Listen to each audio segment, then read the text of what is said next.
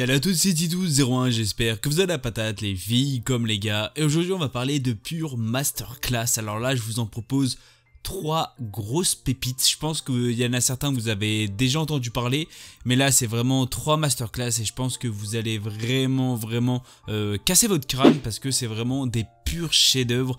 Mais avant ça, n'oubliez pas bien sûr de liker, de commenter ou encore de partager, d'exploser cette barre de like, d'exploser cette barre de commentaires ou encore d'exploser cette barre d'abonnement. Si bien sûr la chaîne te plaît, n'hésite surtout pas bien sûr à me suivre dans mon aventure YouTube, c'est-à-dire à t'abonner. Et si elle te plaît encore plus, n'hésite surtout pas bien sûr à la partager. Sur ce, on va s'attaquer tout de suite sur ces petits chefs-d'œuvre. Kaku no Inazuke, ou si vous préférez de A Couple of Quokos. On est basé de 24 épisodes sur 23 minutes, il est disponible pour les intéressés sur Crunchyroll, il est aussi disponible en VF, il est sorti en 2022.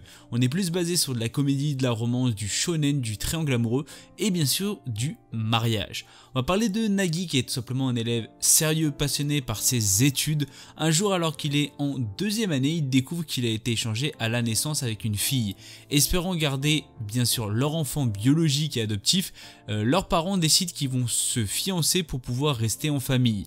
Mais Nagi est déjà amoureux d'une autre fille. Alors ce qu'il faut savoir, c'est que j'avais un peu peur qu'il s'enlève de la fille dont il est amoureux et il va se focaliser avec la fille bien sûr dont il va se marier.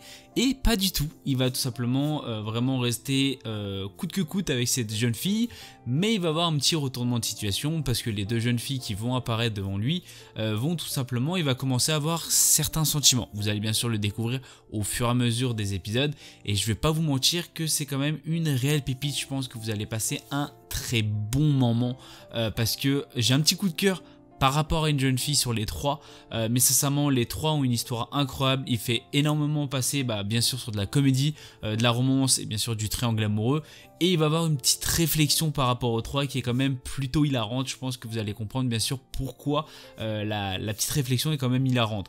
Dans tous les cas je vous le conseille fortement, vous allez passer un très bon moment. C'est vraiment du pur chillax et je pense que là le chillax il est vraiment au summum et je pense que vous allez passer un moment incroyable. Dites-moi sur quelle fille bien sûr vous vous êtes focalisé sur les 3. Moi j'avais une fille en tête, je vais pas vous le dire. Si vous voulez bien sûr le savoir, dites-le moi dans la barre des commentaires, je le répondrai bien sûr avec plaisir. Mais moi en tous les cas, j'ai une fille en question, c'est celle que je préfère pour l'instant. J'attends peut-être qu'ils vont développer un peu plus les 2 autres filles, mais pour l'instant cette fille est vraiment incroyable, c'est une pure pépite et je passe un très bon moment quand bien sûr on la voit parce que elle est vraiment incroyable point de vue comédie. Dans tous les cas je vous conseille fortement, vous allez passer un moment incroyable. Alors on va parler de Buddy Daidies et on va parler bien sûr de cet animé que j'avais parlé avant, mais malheureusement il avait eu une pause et on n'avait pas de date tout simplement pour une suite, et bien sûr on est bientôt sur la fin bien sûr de cet animé qui est pour ma part un petit coup de cœur. Pourquoi? Alors on est basé sur 13 épisodes de 24 minutes, il est sorti en 2023, on est sur de la comédie, de l'assassinat, de la colocation du crime et bien sûr de la famille. Et pour les intéressés, il est disponible sur Crunchyroll. On va parler de Kazuki Kurusu et de Rei Suwa, qui est tout simplement sont 2 assassins vivant en colocation et travaillant bien sûr ensemble. Leur mode de vie est totalement chamboulé lorsque surgit Miri Unasaka, une petite fille à la recherche bien sûr de son père.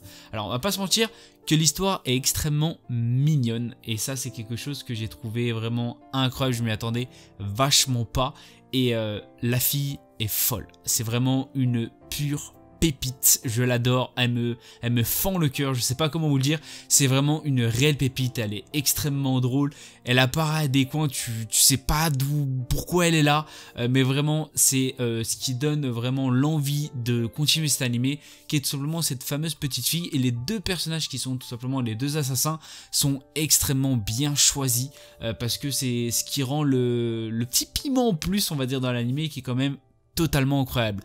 On va croire tout simplement à une réelle petite famille qui est quand même vraiment recomposée et ça fait quand même plutôt du bien. Il y a un peu d'émotion à certains moments et je pense que vous allez vraiment adorer cela. Mais la petite fille fait vraiment le tout par rapport vraiment à cette petite famille et ça fait quand même chaud au cœur. Je trouve qu'il y a eu des petits moments assez tristes et sincèrement on a une petite larme je trouve et quand même on va pas se mentir que ça fait quand même plutôt du bien. je vous le conseille fortement. Si vous êtes sentimental, il y a des petites phases où vraiment vous risquez peut-être d'avoir une petite larme, mais dans tous les cas on est vraiment basé sur de la comédie, de l'assassinat et bien sûr de la famille, et je trouve que vous allez passer un très bon moment parce que là on est sur quelque chose quand même basé sur un peu de la comédie et sur du chillax, et là le chillax, vous inquiétez pas, il est présent. Alors on va parler de Blue Lock. Si vous préférez, il est sorti en 2022, on est basé sur du 24 épisodes sur 25 minutes, il est disponible sur Crunchyroll et pour les intéressés, il est aussi disponible en VF. On est plus sur de l'action, de la psychologie, du shonen, du football, du sport et bien sûr du tournoi.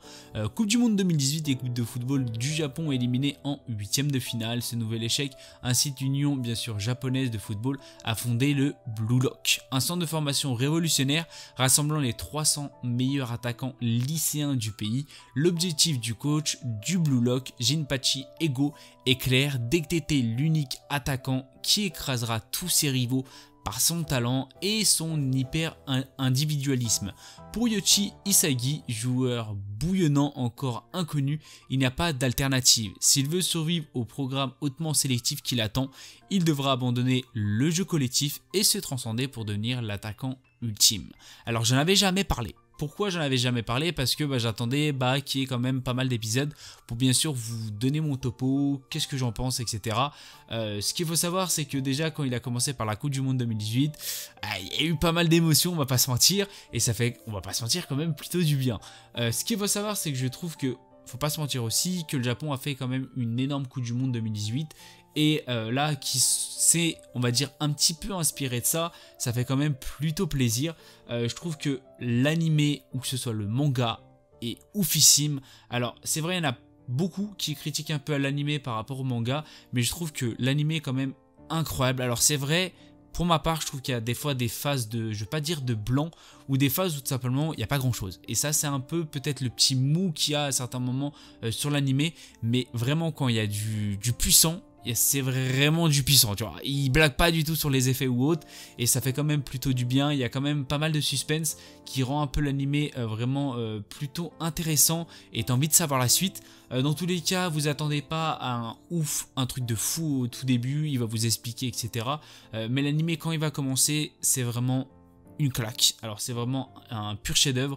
Il y a aussi pas mal d'animés de sport qui sont aussi oufissimes, mais je trouve que lui il se différencie par rapport aux autres. Alors je dirais pas qu'il est au-dessus d'Haikyuu parce que Haikyuu est l'un de mes animés préférés de sport, mais c'est quand même tout autre chose, ça fait quand même plutôt plaisir. J'ai pas regardé beaucoup d'animés de sport, point de vue football bien sûr, et je trouve que celui-là se démarque des autres et ça fait quand même plutôt du bien. Dans tous les cas, je vous le conseille fortement. Si vous aimez le football, foncez, c'est un conseil, vous allez passer un très bon moment.